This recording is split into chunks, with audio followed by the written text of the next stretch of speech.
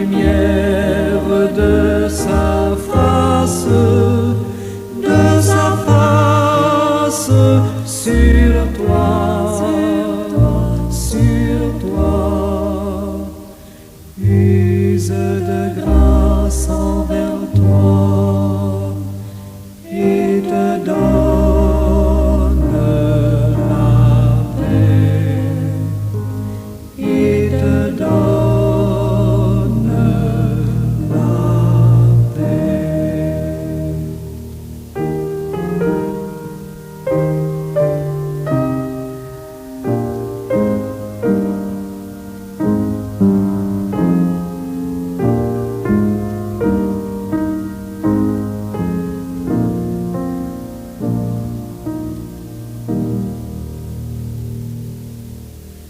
L'Éternel te bénisse, l'Éternel te bénisse et te garde, fasse lever la lumière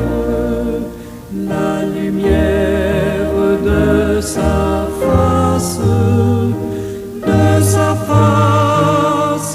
sur toi, sur toi, use de grâce envers toi et te donne la paix, et te donne la paix.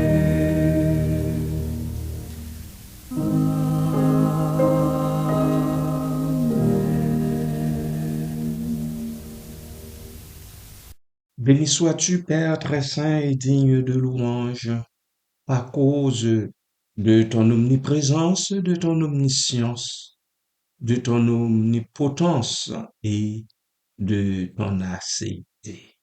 Reçois nos louanges, nos actions de grâce en Jésus-Christ, ton Fils. Amen.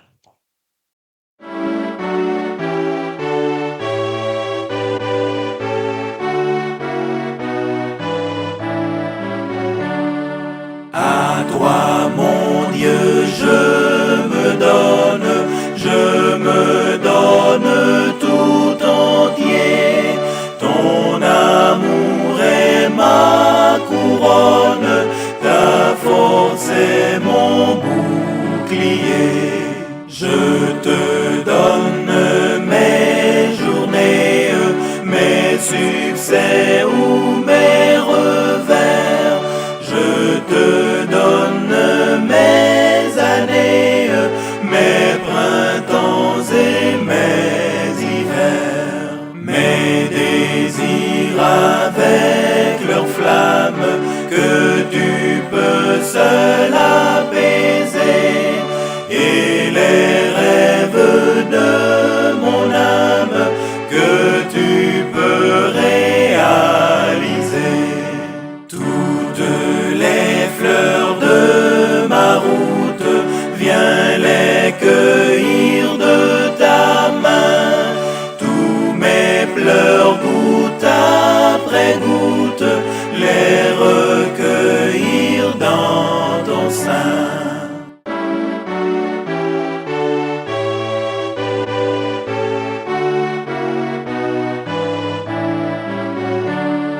Dans la joie ou la souffrance, je veux te suivre en tout lieu. Toute ma vie à l'avance, je te l'apporte, ô mon Dieu.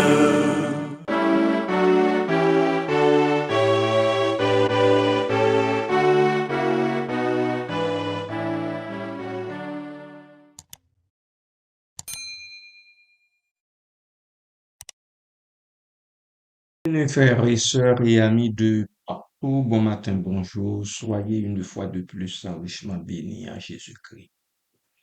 Comprendre la céité de Dieu. Je vais ce matin attirer votre attention sur un attribut qui nous est moins familier. Je parle du concept théologique d'acéité, un attribut essentiel de Dieu dans de nombreuses traditions religieuses, en particulier dans la théologie chrétienne. L'acéité est dérivée du latin acesse, signifiant exister de soi-même, exister par soi-même et pour lui-même. Ce concept décrit l'indépendance absolue et l'autosuffisance de Dieu. Nous examinerons la signification de l'acéité, ses implications pour notre compréhension de Dieu et du monde, et les défis potentiels qu'elle pose. Qu'est-ce que l'acéité? L'acéité est l'attribut divin qui affirme que Dieu n'est dépendant de quoi que ce soit en dehors de lui-même pour son existence, pour sa nature ou pour son action. En d'autres termes, Dieu est la source ultime de son propre être et de tout ce qui existe. Il n'a pas été créé, causé ou conditionné par quoi que ce soit à l'extérieur. Plusieurs aspects clés découlent de cette définition. Premièrement, indépendance ontologique. Dieu existe nécessairement et n'est pas contingent sur quoi que ce soit d'autre. Son existence n'est pas due à une cause extérieure. Autosuffisance. Dieu n'a besoin de rien en dehors de lui-même pour se maintenir, pour se perfectionner ou agir. Il est complet et entier en lui-même. 3. Source de tout être. Puisque Dieu est acéité, il est la source ultime de tout ce qui existe. Tout ce qui n'est pas Dieu dépend de lui pour son existence. Amen et Amen.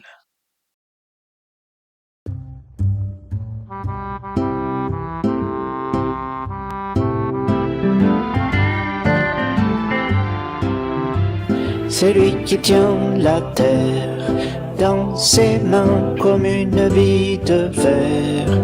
Dans ses mains, les océans, les mers. Dans ses mains, le monde entier est dans ses mains. C'est lui qui tient le ciel dans ses mains, les astres, le soleil. Dans ses mains, la lune et l'arc-en-ciel. Dans ses mains, tout l'univers est dans ses mains. C'est lui qui tient la vie dans ses mains d'un nouveau-né qui rit. Dans ses mains de sa maman ravie. Dans ses mains, nos lendemains sont dans ses mains. C'est lui qui tient les pages dans ses mains, des jours clairs, des orages. Dans ses mains, du méchant ou du sage. Dans ses mains, début ou fin sont dans ses mains. C'est lui qui tient la clé dans ses mains de ton éternité. Dans ses mains, si tu veux l'accepter. Dans ses mains, oui, ton salut est dans ses mains. L'importance de l'acéité. L'acéité est un attribut fondamental qui informe notre compréhension de Dieu de plusieurs manières cruciales. Premièrement, distinction créateur-créature. L'acéité établit une distinction claire et infranchissable entre Dieu et la création. Dieu est le créateur incréé, tandis que la création est entièrement dépendante de lui. Deuxièmement, souveraineté de Dieu. L'acéité souligne la souveraineté absolue de Dieu. Puisqu'il n'est dépendant de rien, il est libre d'agir selon sa propre volonté et son propre dessein. 3. Fiabilité de Dieu. L'acéité renforce la fiabilité de Dieu. Puisqu'il n'est pas sujet au changement ou à l'influence extérieure, nous pouvons avoir confiance en sa constance et sa fidélité. 4. Adoration et humilité. La reconnaissance de l'acéité de Dieu nous conduit à l'adoration et à l'humilité. Nous reconnaissons notre dépendance totale envers lui et sa grandeur incommensurable. Amen. Tu es l'alpha et l'oméga. Nous t'adorons, Seigneur. Tu es digne de louange. Tu es l'alpha et l'oméga. Nous t'adorons, Seigneur. Tu es digne de louange. Nous te rendons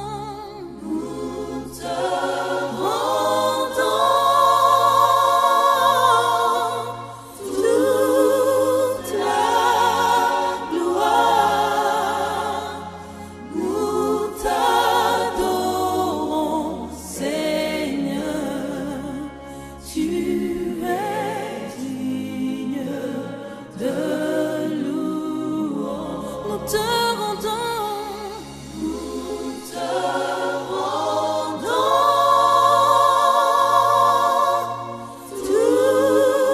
la gloire. Nous t'adorons, Seigneur. Tu es digne de louange. Le premier, le dernier. Tu es l'alpha et l'oméga. Nous t'adorons, Seigneur. Tu es digne de louange. Nous te rendons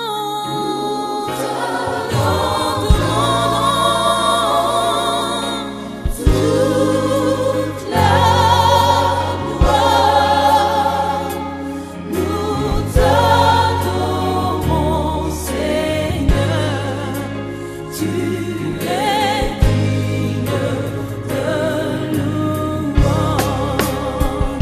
Nous te rendons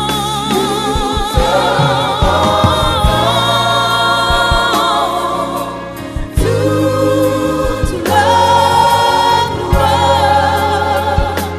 Nous t'adorons, Seigneur. Tu es Dieu de la terre, oh,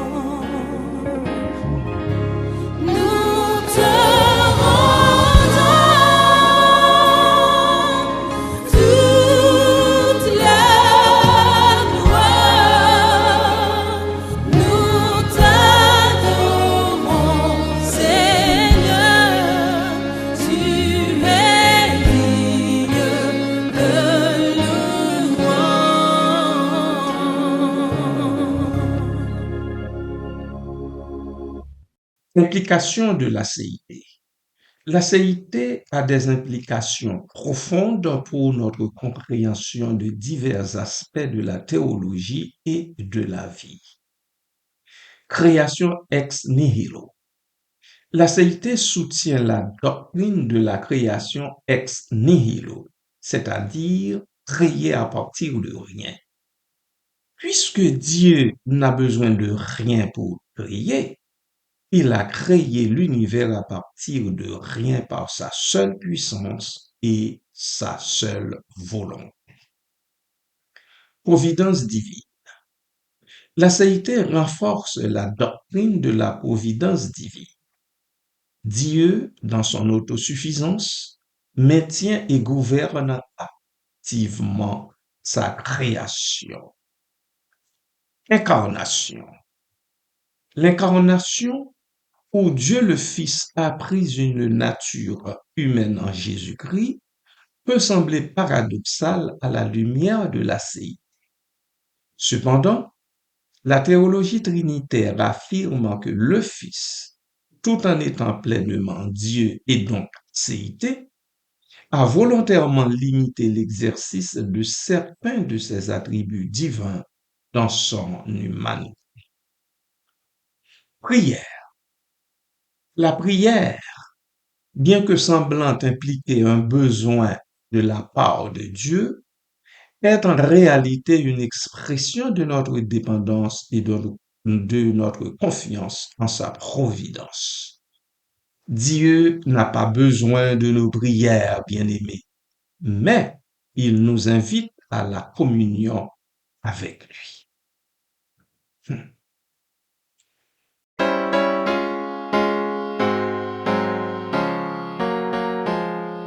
Mon cœur tressaille à ta voix, bon Sauveur, conduis mes pas.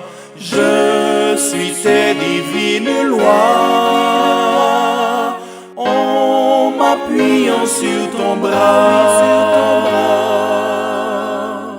Guide, ô Sauveur, tous mes pas en ces balieux, jusqu'au jour où ta faveur enfin m'ouvrira les cieux. Seul je ne puis avancer, je vois l'abîme et j'ai peur. Tremblant, mon pied peut glisser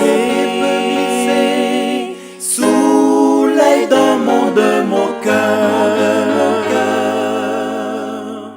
Guide, ô Sauveur, tous mes pas en ces balieux, jusqu'au jour où ta faveur enfin m'ouvrira les cieux. Mon refuge, c'est toi seul, si débordant le mal vient couvrir tout de son linceul, à toi mon âme appartient. Guide, ô Sauveur, tous mes pas en ces balieux, jusqu'au jour où ta faveur enfin m'ouvrira les cieux. À travers la sombre nuit, les dangers, les grandes eaux, ton amour seul me conduit vers le glorieux repos. Guide, ô Sauveur, tous mes pas en ces balieux, jusqu'au jour où ta faveur enfin m'ouvrira les cieux.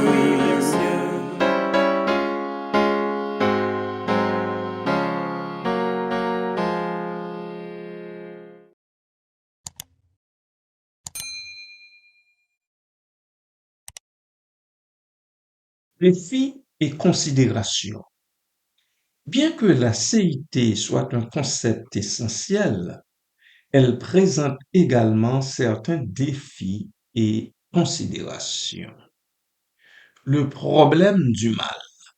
Si Dieu est autosuffisant et tout-puissant, pourquoi permet-il le mal et la souffrance dans le monde? C'est une question complexe qui a suscité de nombreuses réponses théologiques, mais elle reste un défi pour la compréhension de la CIT. Libre arbitre. Comment le libre arbitre humain s'accorde-t-il avec la souveraineté de Dieu? Si Dieu est souverain et autosuffisant, comment les humains peuvent-ils avoir une véritable liberté de choix? Diverses perspectives théologiques bien-aimées tentent de concilier ces deux réalités. Mais on n'y arrive pas. Compréhension limitée. En tant qu'être fini, notre compréhension de la céité de Dieu est nécessairement limitée. Nous ne pouvons saisir pleinement la nature finie et autosuffisante de Dieu. Que les humains le sachent et qu'ils le retiennent. La céité est un attribut fondamental de Dieu. Elle souligne son indépendance, son autosuffisance et sa souveraineté. Elle informe notre compréhension de la création, de la providence et de notre relation avec Dieu. Bien qu'elle présente des défis, la reconnaissance de la céité de Dieu nous conduit à l'adoration, à l'humilité et à une confiance plus profonde en sa fidélité. En méditant sur la céité de Dieu, nous sommes amenés à une appréciation plus profonde de sa grandeur et de notre dépendance totale envers lui.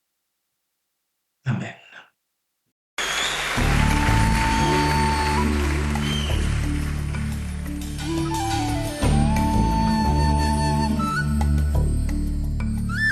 Je suivrai mon Seigneur et mon Maître, sans jamais m'éloigner de ses pas, sans que rien ici-bas ne m'arrête, et sans rien que le chant de sa voix.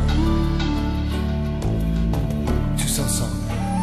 Je suivrai mon Seigneur et mon Maître, sans jamais m'éloigner de ses bras, sans que rien ici-bas ne m'arrête, et sans rien que le chant de sa voix.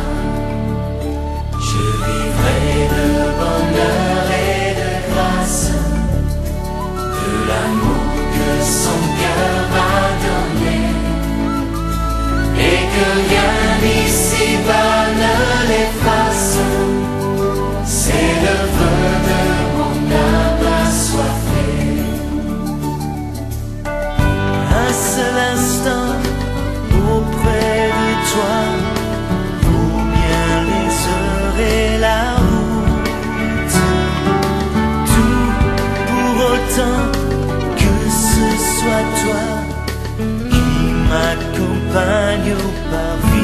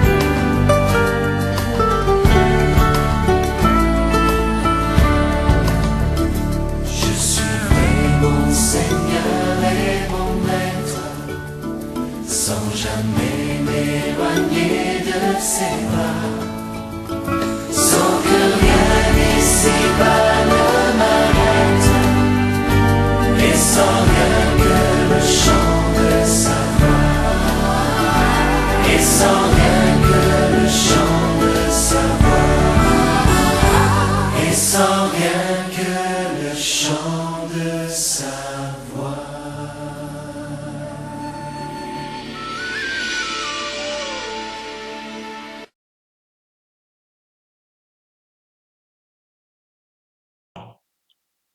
Seigneur Dieu, créateur de l'univers, nous te louerons pour ta nature infinie et parfaite. Toi qui es l'être suprême, sans début ni fin, nous te reconnaissons comme la source de toute vie. Tu es l'alpha et l'oméga, non dépendant de rien, mais tout en toi-même. Ta sagesse dépasse notre compréhension et ta puissance est manifestée dans toute la création. Nous te remercions pour ton amour inconditionnel qui reste constant, peu importe nos faiblesses. Par ta grâce, Seigneur, tu nous as appelés à connaître ta sainteté et à marcher dans la lumière de ta vérité. Seigneur éternel, aide-nous à toujours glorifier ton nom, à témoigner de ta grandeur, de ton éternité. Que notre vie soit un reflet de ta nature et que nos cœurs chantent en hymne à ta majesté. Merci, Seigneur, d'agréer notre prière en Jésus-Christ, ton Fils. Amen.